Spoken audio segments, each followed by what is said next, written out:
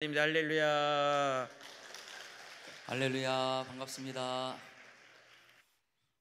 점심 식사들 하셨나요? 예, 우리에게는 밥을 먹어야 힘이 나는 것처럼 또 하나님께서 말씀의 힘이 우리를 살리게 하는 능력인 줄 믿습니다. 오늘 저는 설교 제목을 너희는 나를 누구라 하느냐라고 정했습니다. 이것은 예수님께서 제자들에게 질문하셨던 내용인데요. 먼저 예수님께서 이 말씀을 하시게 된 배경을 보면, 우리가 오늘 마태복음을 읽었는데 마태복음이 전체 28장 중에 오늘 본문이 분기점이 됩니다. 그래서 오늘 본문 이 16장 전에는 예수님이 하셨던 일들이 달라요. 그리고 16장부터 분위기가 바뀌면서 또 다른 분위기로 이어갑니다. 그래서 우리가 실제로 살아가는 삶 속에서도 우리의 성장 과정이 있습니다. 어린 시절을 지나서, 그래서 우리가 사춘기를 지날 때, 사춘기 전까지는 부모님 말씀이 최고인 줄 알고 따라가던 이 아이들이 사춘기가 지나면서 혼동을 겪습니다. 내가 학교에서 배우고 친구들에게 듣는 내용과 집에서 부모님께서 말씀해 주는 게 달라요. 또 내가 검색해 볼 때 그 검색해서 보는 이 내용과, 그리고 또 부모님께서 지금까지 나를 길러주셨고 그리고 이렇게 하라 가르쳐줬던 내용들이 달라요. 이것에 대한 것이 충돌하는 시기를 사춘기라고 합니다. 그런데 그 사춘기 시기에 그 답을 어떻게 살아야 되고 왜 부모님이 이런 말씀하셨지, 이런 것들을 잘 알게 되면 그 후로부터의 삶은 부모님이 무엇을 요구해서 사는 삶이 아니라 스스로 자기의 인생을 개척하면서 좋은 길로 가게 됩니다. 이 전환점이 있거든요. 그런데 이런 전환점에 대한 이야기가 우리 성도들에게도 있습니다. 그랬더니 우리가 예수님을 내가 인격적으로 만났느냐, 여기에서 예수님을 내가 인격적으로 만나기 전과 그리고 예수님을 인격적으로 만난 후의 삶은 완전히 다르게 되어 있습니다. 그것을 성도의 삶이라고 합니다. 어떤 분들은 나는 어릴 적에 부모님과 함께 교회를 다니면서 지금까지 교회를 다닙니다. 그래서 나는 모태신앙입니다 라고 하시는 분들이 계세요. 그런데 실제로 모태신앙이라는 말은 없어요. 왜냐? 어릴 적에 부모님의 영향을 통하여서 그 신앙에 대한 이 신앙에 대한 것을 우리가 계속 그런 문화와 그리고 가르침을 받았다 할지라도 반드시 내가 그 예수님을 고백하는 나의 고백이 반드시 있어야 그 다음부터 신앙생활이 들어갑니다. 그것이 안 되면 여전히 고집대로 살고 신앙의 영향력 없이 살아갑니다. 그런데 그런 배경적인 이야기가 오늘 마태복음이라고 하는 그 마태복음 전체 중에 예수님께서 이 땅에 태어나실 때 예수님이 누구로 태어나시고 누구의 혈통에서 태어나시고 그러면서 예수님에 대한 그 모습을 보면 자기를 찾아오는 사람들에게 위로해 주시고 그리고 또한 그들의 요구를 들어주시고 병 고쳐주시고 배고픔을 해결해 주시고 이런 일들이 마태복음 15장까지의 내용이에요. 그런데 지금까지 예수님께서 그렇게 모든 찾아오는 사람들의 요구를 곧 들어주셔서 질병도 고쳐주시고 배고픔도 해결해 주시고 이렇게 그 죽은 아이까지 살려주시던 예수님께서 이 16장에 되면요, 자기의 제자들을 이끌고 높은 곳으로 올라갑니다. 그 오늘 본문에 지금 우리가 소개가 되고 있는 빌립보 가이사랴라고 하는 마을입니다. 그런데 이 지역은 이스라엘에서는 북쪽에 있는 가장 높은 산이 있는데, 우리나라로 말하면 남과 북이 통일되어 있을 때 제일 높은 산이 백두산이잖아요. 백두산보다 조금 더 높은 산이 이스라엘에 있습니다. 헬몬산이라고. 그런데 그 헬몬산의 산 기슭에 중턱 못 미치는 그 산 마을이 하나 있는데, 이 마을의 이름이 오늘 우리가 읽은 그 지역 빌립보 가이사랴라고 하는 마을입니다. 그런데 여기까지 예수님께서 제자들을 데리고 그 산으로 올라가신 거예요. 그러면 이 동네가 어떤 동네냐, 이게 굉장히 중요하죠. 여기는 구약적인 배경으로는 구약에서는 단이라고 하는 말입니다. 단. 그래서 이 단이라고 할 때 단 지파가 원래는 남쪽에 분배를 받았었어요. 이스라엘 백성들이 땅을 분배받을 때.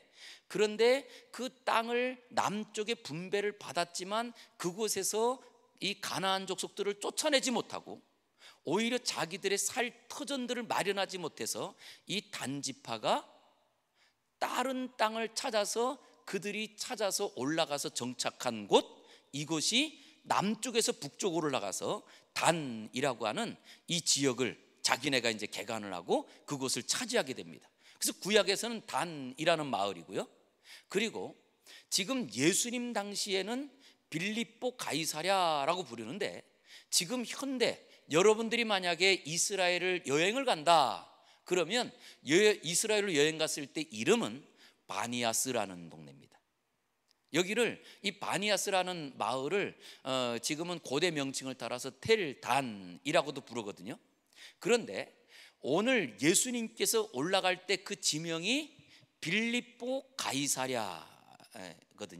그러면 이 빌립보 가이사랴라고 하는 것은 왜 이름이 이렇게 길고 그리고 또 새로운 단이라는 마을을 바꿨을까라고 했더니, 예수님 당시에 예수님 태어날 때 유대 왕은 누구였죠? 헤롯. 그런데 이 헤롯이 자기가 이제 왕위를 물려줄 때 아들이 4명이 있었는데 그 4명에게 나라를 4등분으로 나누어서 자리를 다 통치하게 만듭니다. 그때 왕들의 이름을 나누어서 통치한다 그래서 분봉왕이라고 말을 합니다. 분봉왕, 나눌 붕자를 써서. 그래서 나누어서 하는 중에 이쪽 지방을, 북쪽 지방을 통치했던 그 분봉왕의 이름이 누구냐라고 했더니 빌립보라고 하는 왕이에요. 그러니까 정확하게는 헤롯 빌립이라고 하는 왕입니다. 아버지는, 그래서 예수님 태어날 때도 헤롯이 나오고, 그리고 또 예수님 죽을 때도 그때도 대왕이 헤롯이잖아요. 그때는 아들이거든요. 근데 그냥 통칭적으로 그 아들의 이름 대신에 헤롯이라고 우리가 이제 쓰긴 하지만, 이 빌립이라고 하는 그 아들이 그 분봉왕으로 있을 때에 마을을 하나 건설합니다. 그런데 그 마을을 요즘으로 말하면 우리나라에도 이런 이제 신도시를 건설하잖아요. 제가 지금은 청평에 살지만 청평 살기 전에 제가 수지에 살았거든요.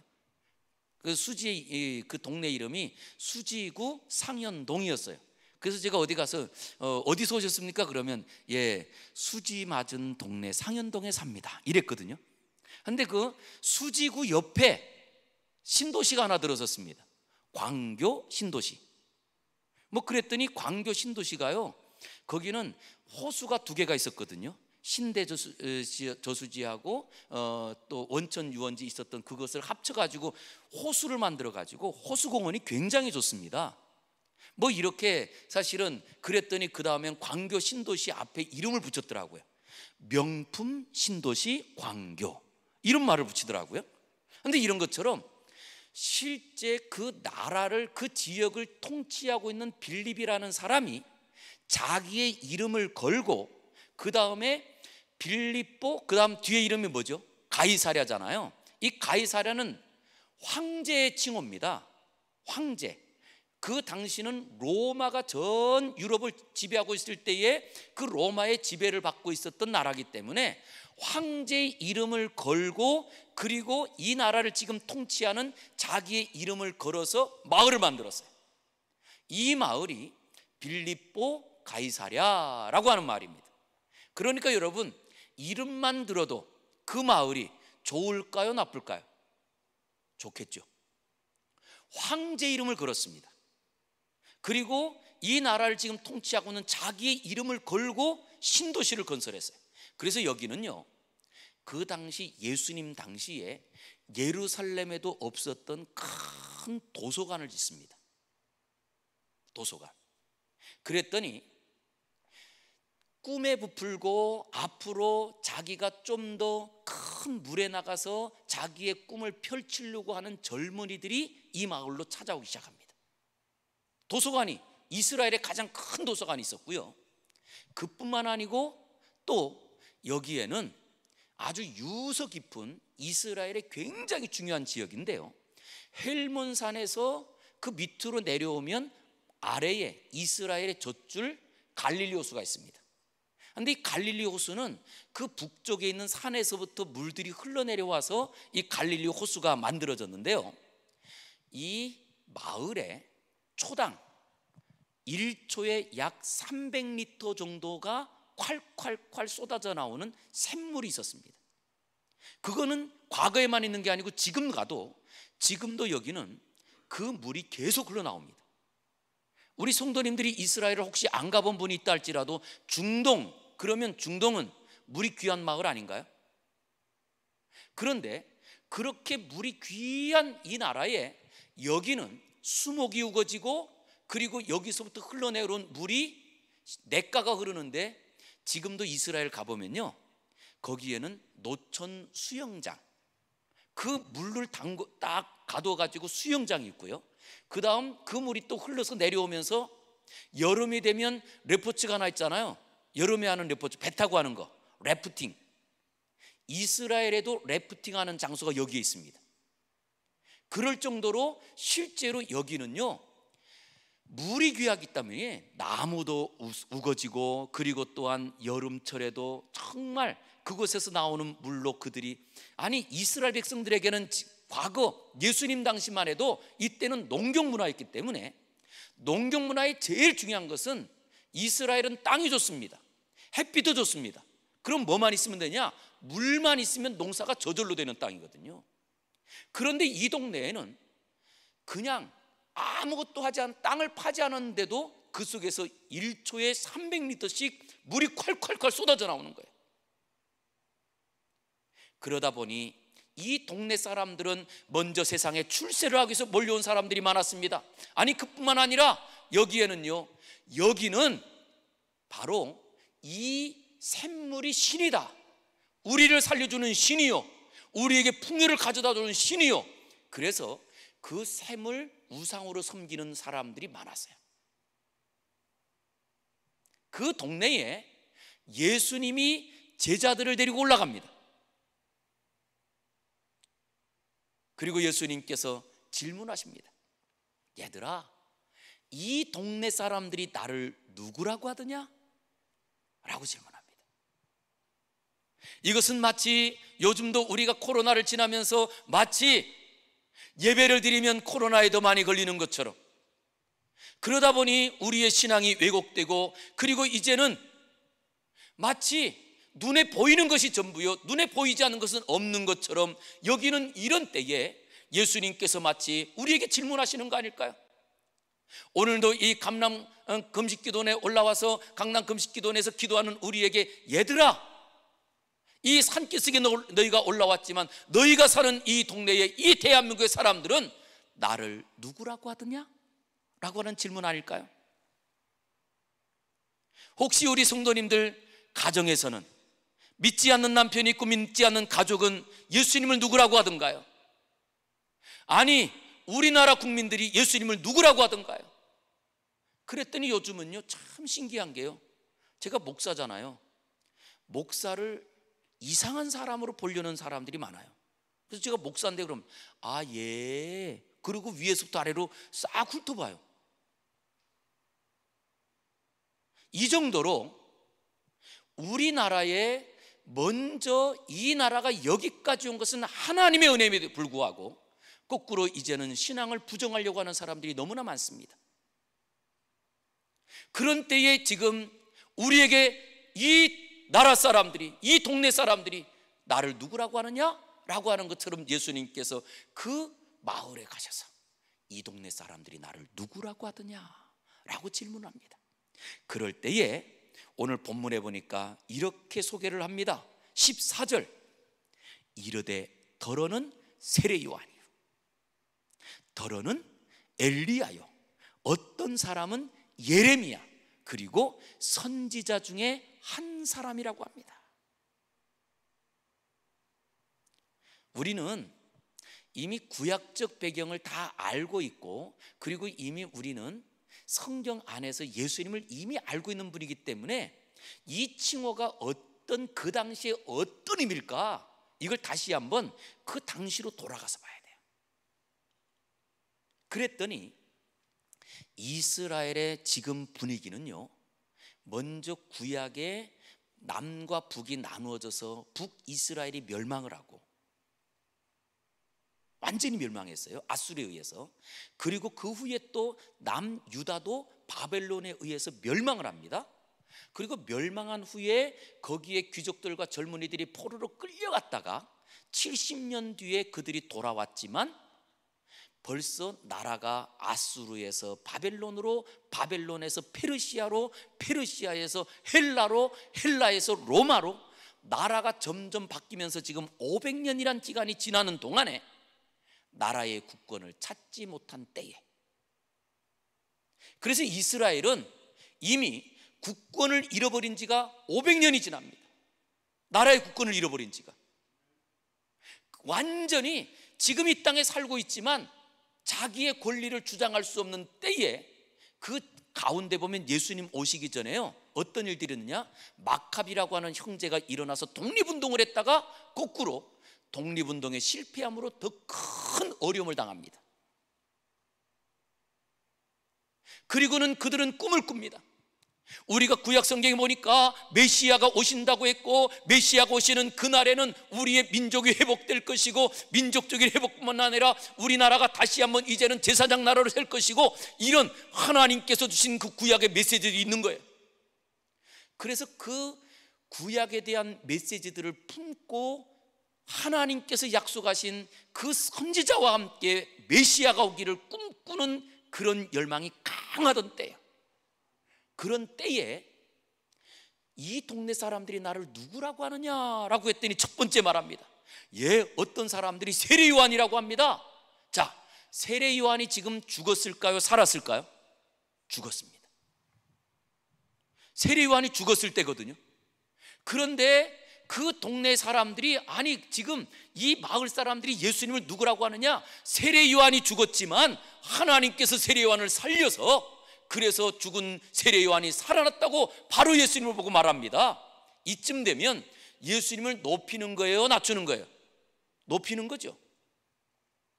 그런 자리에 또 말합니다. 어떤 사람들은 말하는데요, 예수님을 바로 엘리야라고 합니다. 라고 했더니 엘리야 선지자는 누구였느냐? 북이스라엘이 아방이 우상을 섬김으로 완전히 3년 반 동안 하늘에서 비가 멈추고 흉년으로 다 죽어가는 때에 하늘에서 불을 내려 이방 선지자들을 다 멸하고 하나님의 기적을 보여주었고, 이 나라를 그 가뭄에서 건져줬던 민족적 영웅, 이 사람이 엘리야거든요. 죽음을 맛보지 않고 하나님께서 불병거로 그를 데려갔던 그 죽음을 맛보지 않은 그 엘리야. 그런데 바로 예수님을 누구라고요? 죽음을 맛보지 않고 하늘로 데려간 그 민족을 살린 엘리야라고 합니다. 여러분 어때요? 대단한 칭호죠? 그러면서 또 말합니다. 어떤 사람은 예레미야라고 합니다. 라고 했더니 이 엘리야 선지자는 북이스라엘을 살린 선지자라고 한다면, 예레미야 선지자는 남유다가 멸망할 때에 그 나라의 멸망을 보면서 가슴치고 아파하면서 예레미야 애가라는 성경을 써요. 그렇게 눈물로 민족을 위해서 기도했던 선지자, 바로 그 선지자라고 합니다.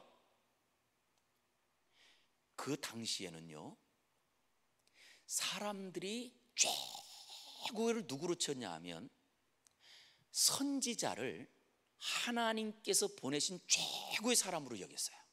그 당시엔 선지자를.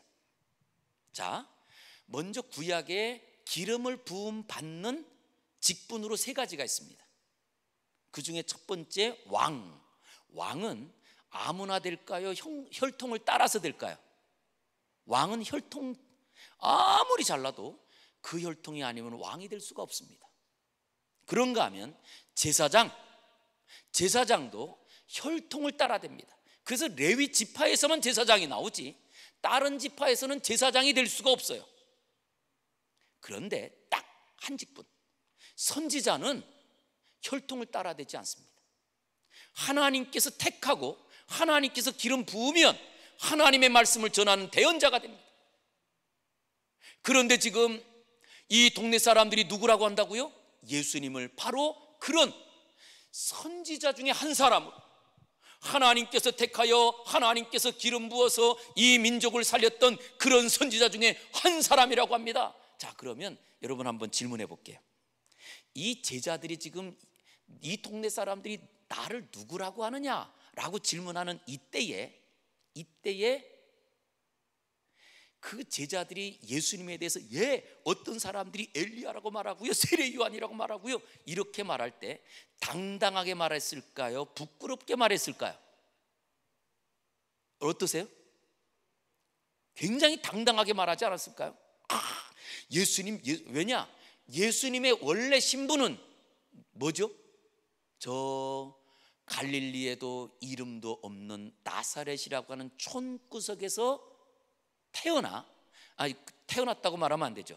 그 촌구석 나사렛에서 자라서 직업은 아버지가 목수였던 것처럼 목수의 직업을 갖고 있는 그런 시골 청년, 이게 예수님의 본래 모습이잖아요. 그러니 지금 제자들은 막 신바람 난 거예요. 그래서 여기에 지금 소개되고 있는 것은 제자들이 앞다퉈서 말하는 겁니다. 동네 사람들이요, 민족을 살린 바로 그 엘리야나 예레미야, 아니 그리고 또한 그 왕에게 대항하여 왕의 잘못한 것을 지적하고 회개하라고 했다가 죽었지만 하나님께서 살리신 바로 세례 요한이라고 합니다. 그러면서 아주 그냥 막 입에 거품을 물면서 예수님에 대해서 막 칭찬하는 거예요. 그럴 때 예수님께서 땡 종치는 거예요. 요즘도 우리가 이런 말을 합니다. 이 동네 사람들이 나를 누구라고 하느냐 라고 할 때 세상에 많은 사람들이 먼저 학교에 가서 배우는, 사회 시간에 배우는 이야기가 있어요. 사회 시간에 예수님은 누구요? 4대 성인 중에 한 사람. 4대 성인, 세계에 존재하는 이 많은 사람 중에 가장 존경받을 만한 4사람 중에 한 사람. 대단한 칭호 아닌가요? 그리고 어떤 사람은 말합니다. 지저스 크라이스트 슈퍼스타. 많은 사람의 인기를 거뒀던. 그리고 어떤 사람들은 말합니다. 가장 낮은 마국간에서 태어났지만 많은 사람들의 지지를 받아서 마지막에 신이 된 사람. 이런 이야기를 서슴없이 해요. 그러면서 너도 나도 앞다투어서 예수님이 누구냐? 바로 이 사람은 질병을 고친 사람, 이 사람은 또 우리의 문제를 해결한 사람, 아니 이 민족의 소망이 되는 사람, 여러 말을 합니다. 지금도 그러기에 예수님에 대해서 많은 이야기를 하면서 어떤 분들은 성경을 보면서 성경을 보니까 세상을 나는 성경을 통해서 여기에 이렇게 경제적인 이야기를 이렇게 담아놓은 줄 몰랐다고 경제적인 이야기를 하기도 하고, 또 어떤 사람은 여기에서 성경을 가지고 다른 관계를 이야기하기도 하고 성경을 통하여 상담을 이야기하기도 하고, 성경책을 보니까 이것은 리더십에 너무나 좋은 책이라고 말하기도 합니다. 앞다투어다 말합니다. 그럴 때 저는 오늘 예수님께서 마치 종을 친 것처럼 저는 아니에요. 예수님은요 성인 중에 한 사람도 아니고요, 아니 예수님은 어떤 대단한 인기를 모았던 슈퍼스타도 아니고요. 저와 여러분이 예수님을 따르는 이유, 예수님께서 질문하십니다. 그래 이 동네 사람들은 다 나를 그런 선지자 중에 하나라고 하면서 이 땅에서는 최고인 사람이라고 할 때에 너희는 나를 누구라고 하느냐? 여기에는 그 많은 질문을 담고 있는 이야기 아닐까요? 너희는 나를 누구라고 하기에 내가 생업을 버리고 나를 따르느냐? 너희가 나를 누구라고 하기에 가족을 버리고 내 모든 행할들을 다 내려놓고 나를 따르느냐? 아니 오늘도 이 시간에 세상 많은 사람들은 오늘도 바빠서 죽겠다고 하는데 너희는 어떻게 이 오후에 이 자리에 올라와 있느냐? 너희는 나를 누구라고 하느냐? 이 질문 아닐까요? 저는 우리 성도님들에게 질문 드리고 싶습니다. 내가 지금까지 들었던 많은 이야기가 아니고 내 속에서 예수님을 누구라고 고백하고 사시는지요? 이게 굉장히 중요한 질문입니다. 아까 제가 이런 말씀 드렸습니다. 마태복음이 오늘 본문을 가지고, 오늘 본문을 기점으로 그 전과 그 후는 완전히 다릅니다. 지금까지 예수님께 찾아와서 무엇을 고쳐달라, 무엇을 해결해달라 하던 이들을 향하여 오늘 본문 지나서 예수님께서는 아무든지 나를 따라오려거든 자기 십자가를 지고 자기를 부인하고 나를 따를 것이니라. 완전히 바뀌어요.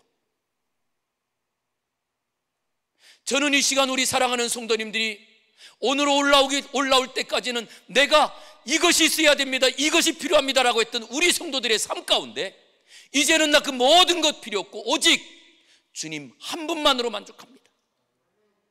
그 주님을 만나고 우리의 인생이 변하고 우리의 말이 변하기를 주의 이름으로 축원합니다. 어디에서 우리의 삶이 바뀌느냐라고 하는 거예요.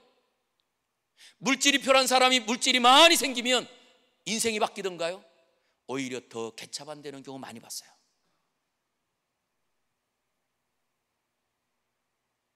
오늘 예수님께서 이 제자들에게 질문하는 너희는 나를 누구라 하느냐? 이 질문에 바르게 답을 할 때 인생이 변하더라는 거예요.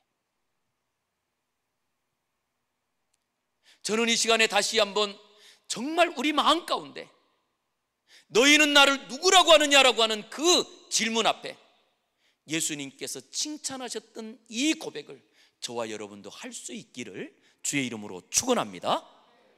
자, 우리 그때 베드로가 했던 말 우리 같이 한번 시작. 시몬 베드로가 대답하여 이르되 주는 그리스도시요 살아계신 하나님의 아들이시니이다. 여기에 우리가 번역을 하니까 주는 그리스도, 살아계신 하나님의 아들입니다 라고 되어 있지만, 그런데 원문으로 가면 호 크리스토스, 호 휘오스 투 데우, 아주 분명해요. 주라는 말이 없어요.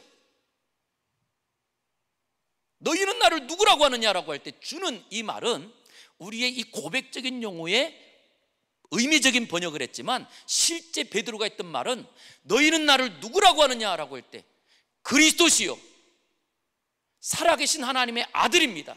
이 고백이 그냥 그리스도시요. 그럴 때 저는 이제 우리 성도님들이 다시 한번 이 그리스도 아까 제가 말씀드렸습니다. 구약 시대에 기름을 부음받고 그 직분을 행하는 세 가지의 직분이 있었죠. 왕, 그리고 제사장, 그리고 선지자. 이 세 직분이 기름을 부음받고 그 다음 그 직임을 시작하는 사람들입니다. 그래서 우리는 예수 그리스도라고 말할 때 바로 예수님께서는 이 세 가지의 직분을 다 하나님께 기름 부음 받아 선택받은 사람이다. 그래서 기름 부음 받았다라고 하는 뜻이 그리스도라고 하는 뜻이에요. 기름 부음 받았다. 그런데 이 기름 부음 받았다고 하는 건 문자적인 거고요. 이것을 그리스도라는 말을 구약 성경에 있는 히브리어로 바꾸면 뭐가 될까요? 메시아라는 말이 됩니다. 메시아. 그럼 메시아라는 말을 해석하면 뭐가 될까요? 그랬더니 구원자, 해결자. 그러면 해결이라는 것을 한번, 구원이라는 것은 우리가 너무 많이 들었으니까 해결에 대한 걸로 해보겠습니다. 우리는 해결자라는 말보다는요 더 쉬운 말이 있습니다. 해결사라는 말이에요. 해결사. 그랬더니 자, 지금 우리의 인생 가운데 먼저 건강의 문제가 생겼네요. 그럼 건강의 문제를 해결하는 분은 누구죠? 건강의 문제를 해결하는 사람은 의사 아닌가? 의사? 그죠? 좋은 의사 만나면 내 아픈 질병 고쳐집니다. 맞죠? 그러니까 예수님을 그리스도라고 말할 때 이 그리스도라는 말은 바로 내 인생의 내 문제의 해결자십니다 라고 하는 고백에 바로 예수님은 내 치료자입니다, 이 고백을 담고 있는 거예요. 할렐루야. 이게 바로 그리스도라는 말이거든요. 이걸 의미상으로 그러면 메시아, 구원자라고 라고 할 때, 그 구원자에 대한 걸 광의적인 뜻으로 말할 때 정치적인 것, 그랬더니 정치적인 것, 우리가 지금도 보면 우리의 정치적인 상황 가운데 먼저 지금도 북한과 대치 중에 있고, 아니 북한과 대치 중에 있는 이것뿐만이 아니고 지금도 일본과 그리고 중국이 호시탐탐 우리나라를 노리고 있습니다. 이런 자리에서 그 모든 것을 다 해결하는 해결자, 바로 그분이 그리스도라는 말이에요. 그뿐만 아니라 또 이번에는 우리에게 무엇이 문제가 생기냐, 건강 이제 해결됐으니까 돈의 문제가 생겼습니다. 돈의 문제가 생겼을 때 내 돈 문제를 해결해 주시는 분, 어디 가야 해결받나요? 은행. 예. 그러니까 이 말은 쉬운 요즘 말로 말하면 내 돈 문제를 해결해 주는 은행장, 이런 표현이 되는 거예요. 이게 그리스도라는 말이거든요.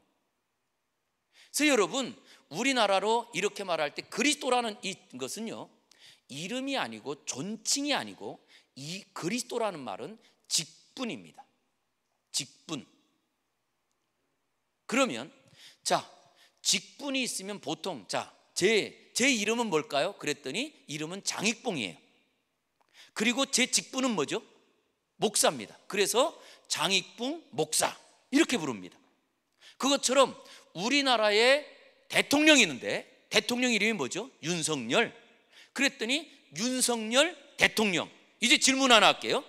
자, 윤석열이 의미가 있습니까? 대통령이 의미가 있습니까? 예? 대통령이 됐기 때문에 의미가 있는 거 아니에요? 예? 그래서 우리가 예수님을 믿을 때도 제일 중요한 겁니다. 예수님을 그리스도로 믿어야 우리 안에 능력이 나타나는 줄 기억하시기 바랍니다. 어떤 분들은 나는 예수님 믿습니다. 그런데 그 예수님을 누구로 믿어요? 오늘 예수님께서 질문하시는 내용이에요. 이 동네 사람들이 나를 누구라고 하더냐? 그랬더니 예수님을 선지자라고 말해요. 그랬더니 선지자는요, 하나님의 말씀을 대언하는 사람일 뿐이지 하나님께 주시는 그 놀라운 능력, 창조의 능력과 치유의 능력이 없어요. 그럴 때 예수님께서 다시 제자들에게 질문합니다. 너희는 나를 누구라고 하느냐? 그때 베드로의 고백은 주님은 그리스도십니다. 예수님은 그리스도십니다. 다른 말로 말하면 예수 그리스도, 이렇게 나온 거예요. 그랬더니요, 참 여러분, 대통령이 되는 순간, 그 대통령 전에는 우리 윤석열 대통령, 그 전에는 뭐였죠? 검사였잖아요. 검사로서도 검사였기 때문에 그러면 죄 지은 사람들에 대한 걸 신문하고 또 기소도 하고는 일어나는 이유는 뭐냐? 이름 때문에 한 게 아니에요. 직분 때문에 한 거였잖아요. 그러다가 대통령이 딱 됐어요. 저는 윤석열 씨가 자기가 어렸을 적부터 대통령이 될 꿈을 꾸었을까? 저는 안 꾸었던 것 같아요. 그렇다면 정치를 하지 않았을까요? 그런데 정치하지 않고 검사로 있다가 갑자기 어떻게 되더니 세상에 대통령이 돼버렸어요. 그런데 대통령이 딱 되는 순간 대통령으로서 권한이 적을까요? 많을까요? 많죠. 대통령이 그 자리를 주는 것만으로도 이게 몇천 개가 된대요. 대통령이 그만큼 대통령이라는 게 중요한 겁니다. 우리에게 중요한 것이 있습니다. 예수님이 이 땅에 오셔서 예수님께서 우리를 위해서 십자가 지시고 예수님께서 이제는 우리를 위해서 부활하셨다 할지라도 그분이 나의 그리스도가 되어야 그분의 역사가 나의 역사가 되더라는 거예요. 저는 이 시간에 그러기에 우리 오늘 여기에 모인 모든 성도들이 예수는 그리스도, 예수님이 내 해결자입니다. 예수님만이 내 구원자입니다. 예수님을 붙잡고 나가는 은혜가 있기를 주의 이름으로 축원합니다. 할렐루야. 우리 한번 그러면 저하고 한번 따라서 한번 해보겠습니다. 우리 한번 요즘 교회에서 많이 하는 건데요, 요즘 보니까 성도님들이 좀 옛날의 야성을 많이 잃어버린 것 같아서 우리 구호를 많이 외칩니다. 한번 오른손 한번 들어보실래요? 오른손 들고, 자, 예수는 그러면 그리스도. 제가 예수는 그러면 여러분들이 뭐예요? 그리스도. 우리 한번 3번만 한번 해보겠습니다. 예수는 점심 식사를 아까 하셨다고 했는데, 자, 우리 가슴 한번 펴시고, 우리가 선포할 때에 그분이 내 삶을 해결해 주시거나 한다면 여러분 얼마나 행복하시겠어요? 예, 다시 한번. 예수는 예, 자, 이제 세 번 이제 반복해서 우리 같이 다 같이 하겠습니다. 다 같이 예수는 그리스도 세 번. 시작. 예수는 그리스도, 예수는 그리스도, 예수는 그리스도. 할렐루야. 이렇게 크게 외치는 은혜가 있기를 주의 이름으로 축원합니다. 거기에 사탄도 물러가고요. 그리고 예수님이 내 해결자가 되시면 죽음을 살려요. 죽음을 살리시는 분께서 우리의 질병 해결하십니다. 우리의 문제, 경제적인 문제, 가정의 문제, 자녀의 문제 다 해결하세요. 할렐루야. 그래서 예수님께서 질문하시는 거예요. 너희는 나를 누구라고 하느냐? 너희는 나를 누구라고 하느냐? 그런데 많은 분들이 나는 예수님 믿는데요, 창조는 못 믿는데요, 나는 예수님 믿는데 부활은 못 믿는데요, 그리고 누구로 믿느냐? 선지자 중에 한 사람처럼 그렇게 예수님을 믿는 분들이 많아요. 저는 이 시간에 우리 사랑하는 성도님들, 오늘 이 자리를 통하여 우리의 인생이 변하는데, 과거에는 내가 예수님을 선지자처럼 믿었고, 과거에 예수님을 어떤 하나의 뭔가 우리에게 슈퍼스타처럼 그렇게 믿었다면, 이제는 예수님은 나의 해결자입니다. 내 영혼의 해결자입니다. 내 문제 해결자입니다. 내 가정의 해결자입니다. 해결자로 믿는 은혜가 있기를 주의 이름으로 축원합니다.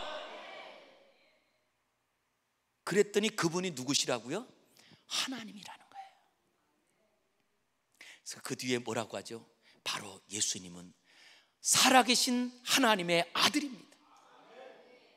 이 고백이요, 지금 베드로가 하는 고백인데, 베드로는 유대인이에요. 그는 어릴 적부터 율법을 배웠고 유대인으로서 살았기 때문에 살아있는 하나님을, 아니 살아있는 사람에게 하나님이라고 하는 것은 이건 죄라고 알아요.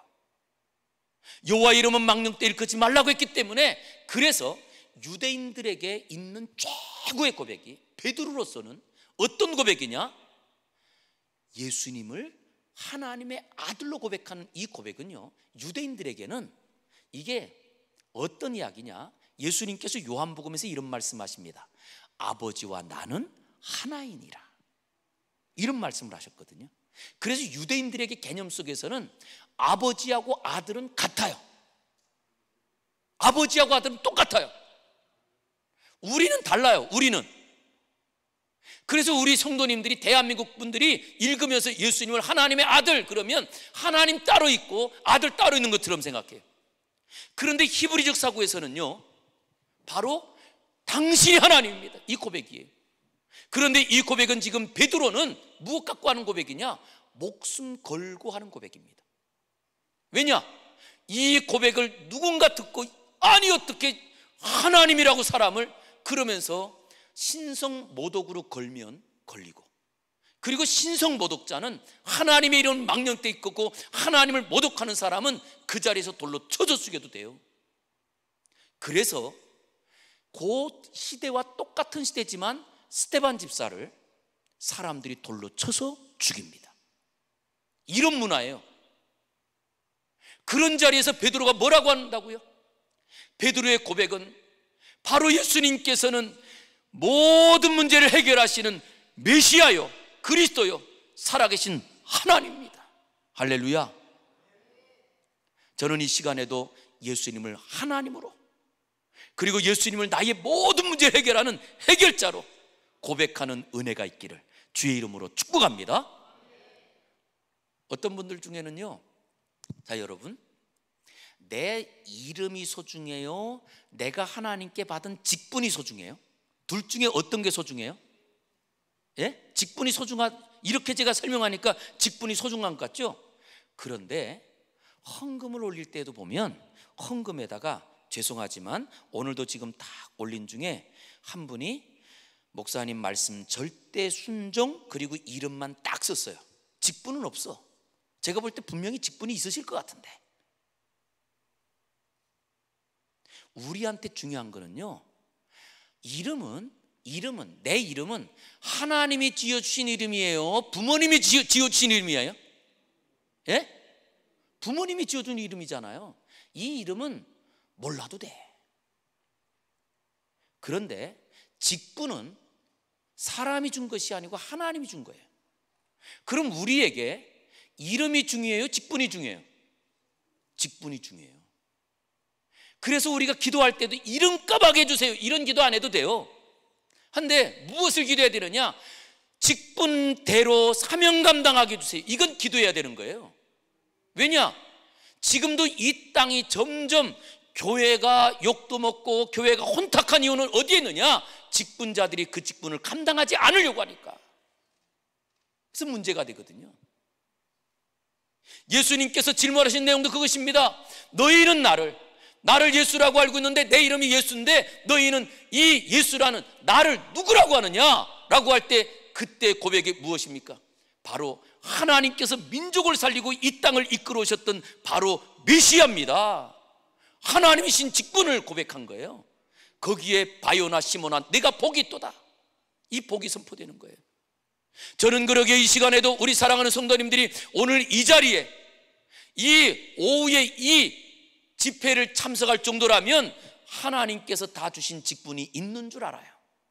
그 직분을 내 이름보다 귀하게 여기고 내 목숨보다 귀하게 여기는 성도가 되기를 주의 이름으로 축복합니다.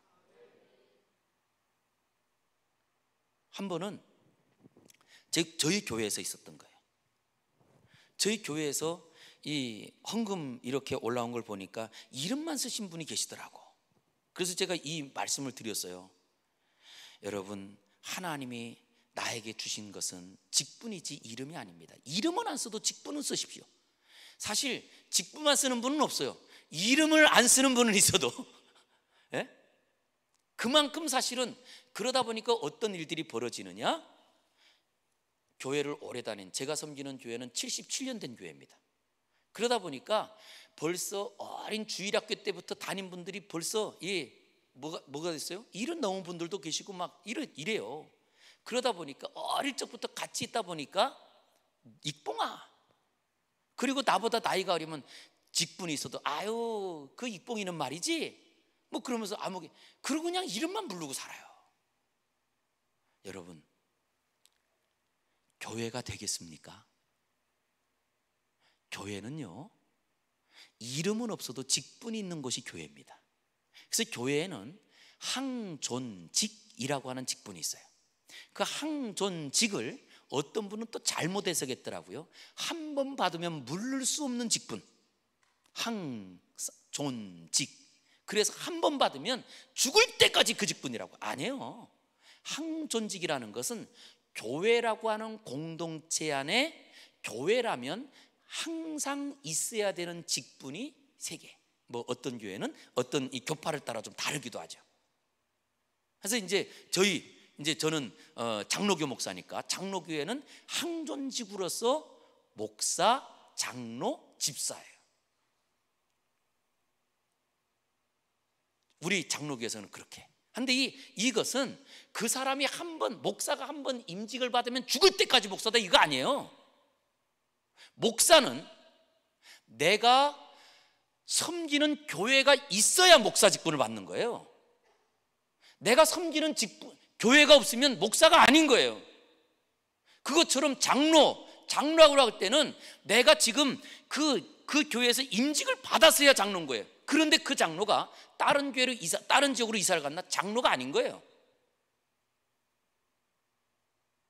그래서 우리에게 기도하는 제목이 있는데, 하나님 내게 주신 직분을 끝까지, 내가 청평교에서 그 직분을 받았으면 청평교에서 이 직분을 끝까지 섬기는 게 복인 거예요. 그게 복이거든요. 그리고 이것을 위해서 기도해야 되는 거거든요.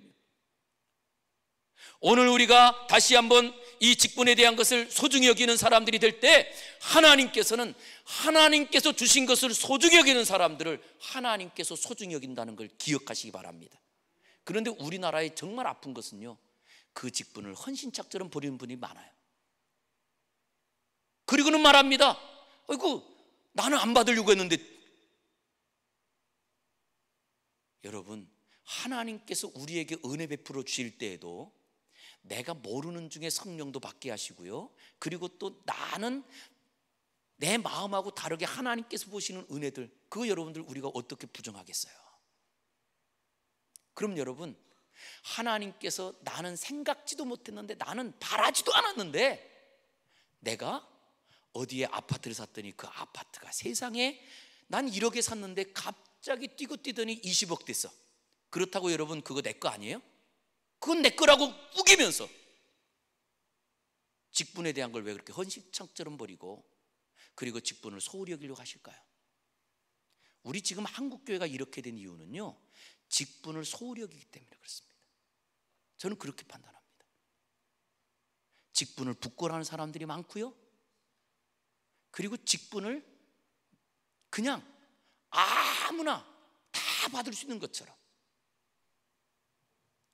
저는 제가 섬겼던 이 청평 오기 전에 수지에 있을 때, 거기서는 어떤 분이 나는 성도들을 통해서 내가 이 권사를 받은 게 아닌데, 그러면서 그분이 이제 다른 교회에서 오셨어요. 그런데 다른 교회에서 오셨으니까 우리 교회 권사님이 아니잖아요. 임직을 안 했으니까. 그래서 협동 권사로 했더니 그 권사님이 그러더라고요. 목사님이 그냥 권사 주면 되는데 그걸 안 주냐고. 내가 어떤 사람인 줄은 모르고. 그러면서 오히려 화를 내요. 직분 목사를 함수를 주는 거 아니잖아요. 왜?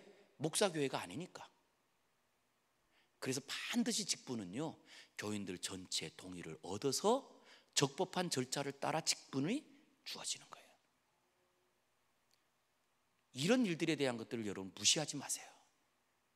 그런 게 하나하나 무시됐더니 이제는 장로는 못 믿겠다, 목사는 더더욱 못 믿겠다, 뭐 이런 시대를 지금 살아가게 된 거예요. 그러면 예수님은 믿어요? 이렇게 말씀드리고 싶은 거예요.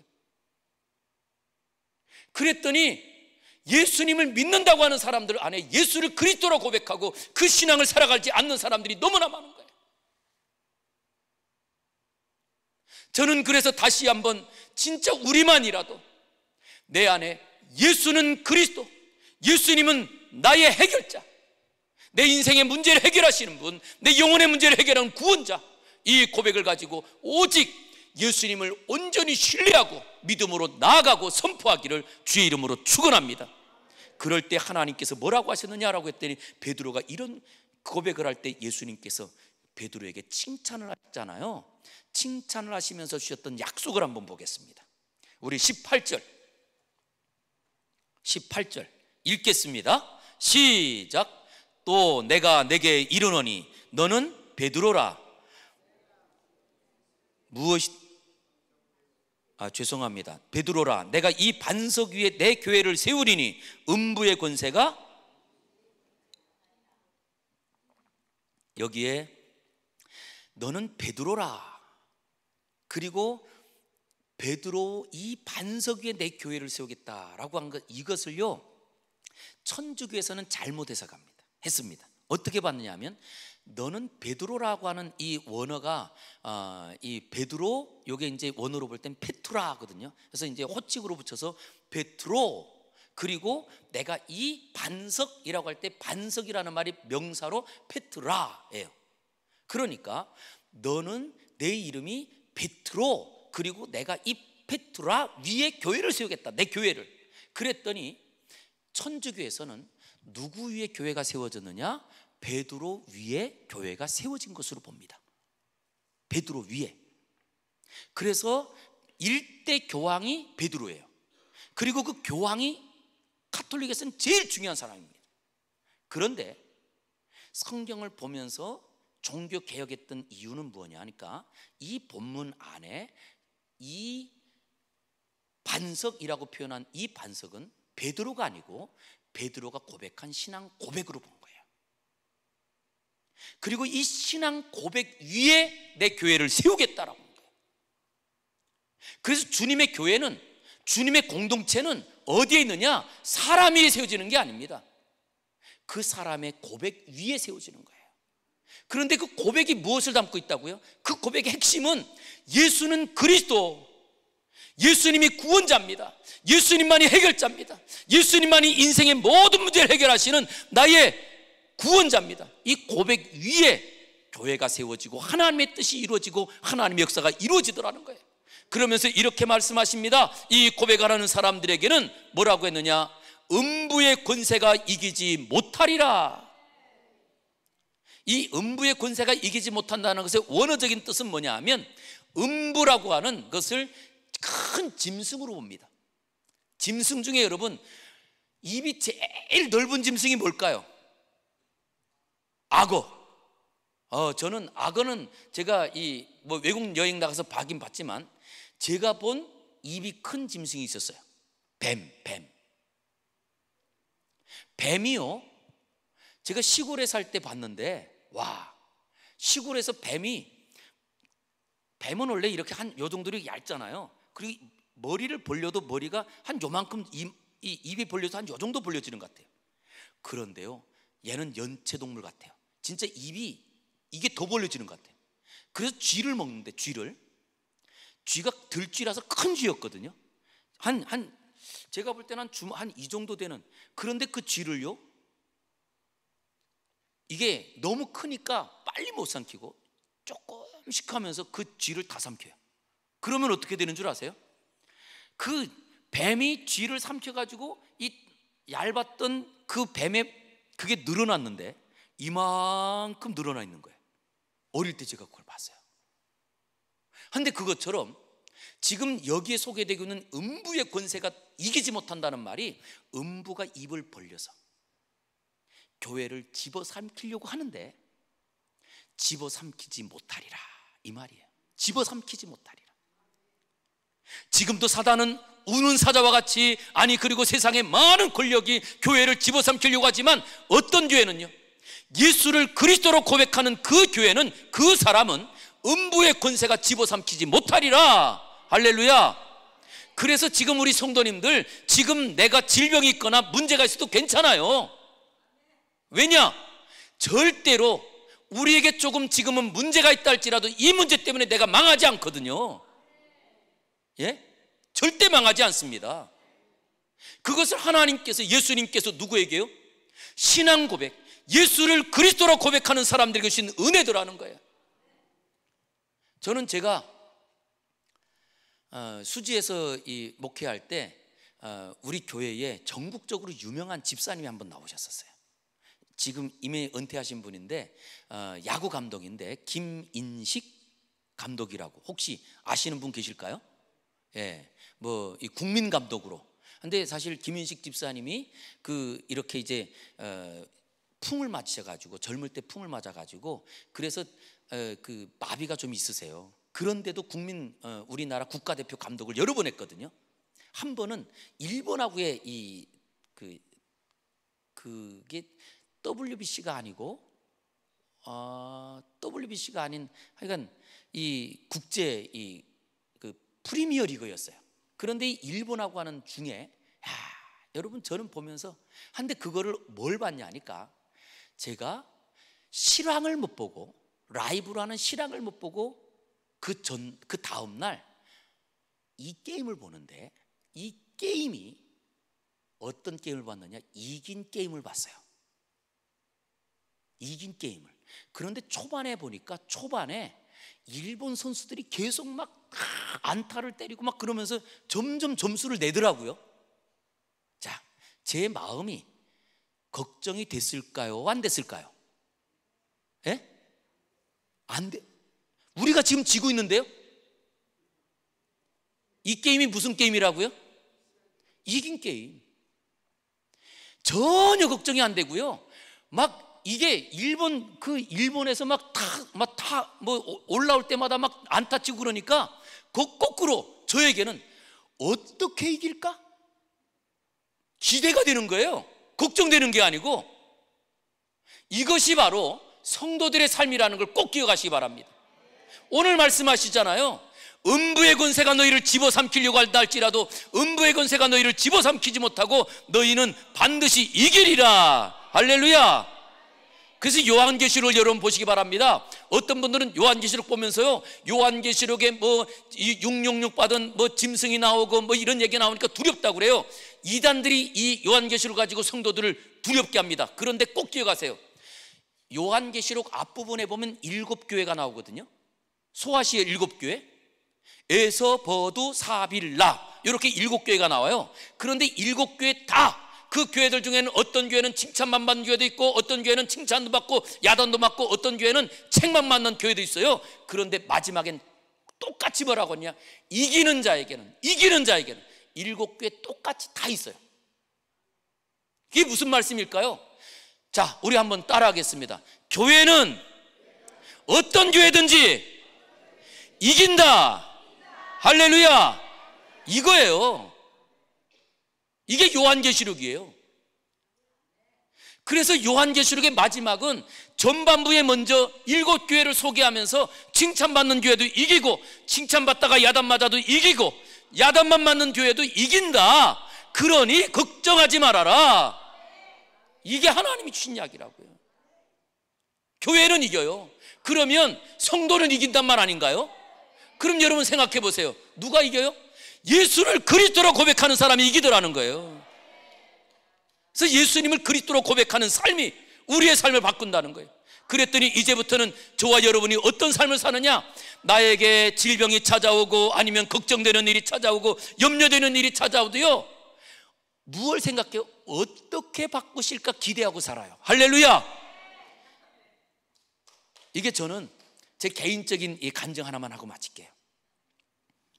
제 자식이 셋이 있는데, 제 자식 셋 중에 하나는 이 간호사로 이제 있다가 저 사우디에 갔다가 어저께 사우디 간호사로 갔더니 좋은 게요, 5개월 근무하면 한 달 휴가를 줘요. 간호사인데. 그래서 1년에 2달이 휴가더라고요. 그래서 어저께 휴가 들어왔거든요. 그리고 둘째가 대학 졸업하고 지금 임용고시 준비를 하고 있어요. 그럼 막내가 성악을 하는데, 성악을 하는 중에 얘가 고등학교 때도 이제 예고를 다니면서 성악을 하면서 실력이 늘 1등을 했어요. 그래서 다른 사람들이 다, 선생님들이 자기를 가르친 서울대 나온 선생님도, 야, 너는 서울대 간다. 그런데 서울대를 떨어진 거예요. 그리고 이제 이화여대를 졸업했거든요. 이화여대를 다니면서도 뭐 계속 뭐 반수하죠. 한 학기 다니고 한 학기는 또 공부해가지고 서울대 한번 쳐보고 3번을 쳤는데 다 떨어졌어. 얘 마음이 어떻게 됐을까요? 완전히, 제가 볼 때는 2대 졸업한 것만으로도 굉장히 괜찮은데 얘 마음에는요, 그게 늘 주눅이 들어있던 거예요. 그러던 중에 얘가 작년에 이제 대학 4학년 때, 아빠, 나 유학 좀 가고 싶대요. 근데 목사가 무슨 돈이 있어요? 어디로? 그랬더니 좀 유럽, 저 독일로 가면 독일은 좀 돈이 덜 든대요. 그런데 어디로 간다? 미국으로 간다는 거예요. 유학비가 제일 많이 드는 동네가 미국이거든요. 그래서 제가 딸한테 그랬죠. 뭐 안 된다고는 못하고 갈 때까지 가보자. 성경에 보니까 여러분, 두드리라 그러면 어떻게 한대요? 열린다고 그랬죠. 그러면 두드리려면, 지금 문이 저 앞에 있어요. 저 뒤에 문이 있는데 저 문을 두드리려면 제가 여기서 어떻게 해야 돼요? 거기까지 가야 두드릴 수 있는 겁니다. 여기서 두드리려면 안 되잖아요. 그러니 제 딸한테 그랬어요. 야, 우리 돈 없는 거 알지? 그랬더니, 알지. 그래, 그래도 늘 아빠가 얘기했던 게 있으니까 기도하자.